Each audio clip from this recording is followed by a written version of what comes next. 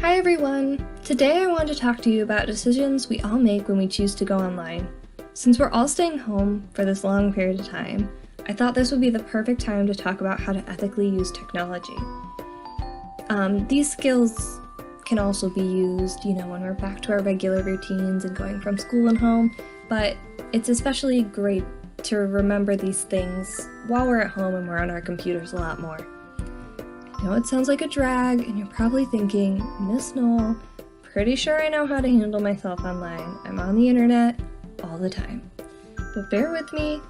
I know for myself, all this time at home has me feeling extremely stir-crazy and honestly a bit cranky and mean sometimes.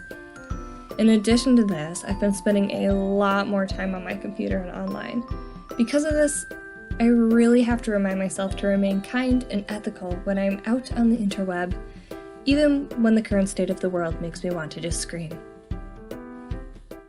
So let's start with something we're all doing a lot more of since we're unable to physically go hang out with friends for the time being, and that's online chatting. Whether it's sliding into some DMs, instant messaging, video chatting, blogging, or connecting online to voice chat, we have to remember that we're still talking to actual people with actual feelings. Ask yourself this. Have you ever sent or gotten a message from someone and either you or your friend totally misinterprets it and one of you ended up extremely upset? This has happened to me many times. It happens because you don't have those extra cues that we get when talking to someone in person. When you're talking online, you don't get to see someone's facial expressions, body language, or hear the tone of their voice.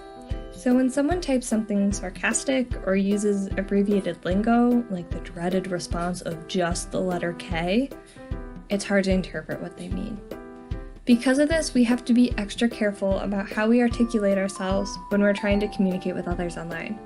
Make sure you take the time to think about what you're saying and how it might sound, and consider if it could be misinterpreted before you hit send.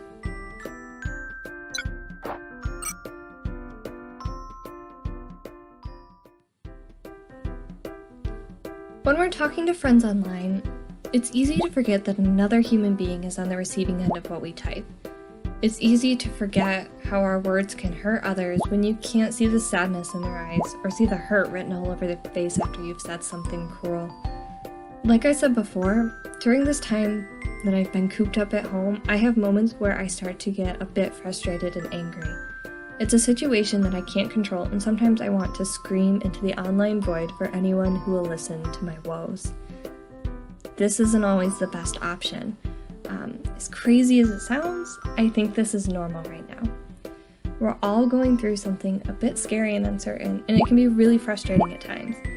Despite this, we still have to keep our cool when we're online. Sometimes this may seem really difficult to do, especially if someone says something online, either in general or directly to you, that just really makes your blood boil. Despite this, no matter how angry you are, the best thing to do is to shut your computer or set down your phone and physically walk away. When we encounter others being nasty online, our instinct is to fight back with our words, saying something just as mean or nasty right back at them. This isn't the best move. Don't stoop to their level. Bullies, or cyberbullies in this case, are just trying to get a reaction from you. Getting a reaction makes cyberbullies feel they have some sort of power over you.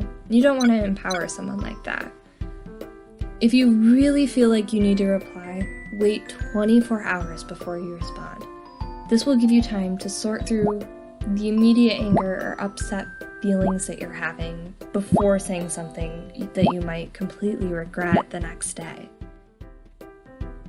A great tool that we have online that we can't always do in person is to remove ourselves from the situation. Leave the chat, unfriend, mute, or delete that person from your online interactions. Otherwise, you might end up in a cycle of being harassed over and over again, and no one deserves to be treated like that. Like I said before, delete and remove from your online circle. Sometimes it's the best option. If the problem is really out of hand and you feel like you just can't handle it on your own, reach out to an adult like a parent or teacher. Even though you're not seeing them every day right now, Your teachers are still here for you online and want to make sure you're safe and supported in the real world and while you're online. Thanks for checking out this video on ethical use of technology. I hope you continue to stay safe, well, and happy in the real world and when you're out online.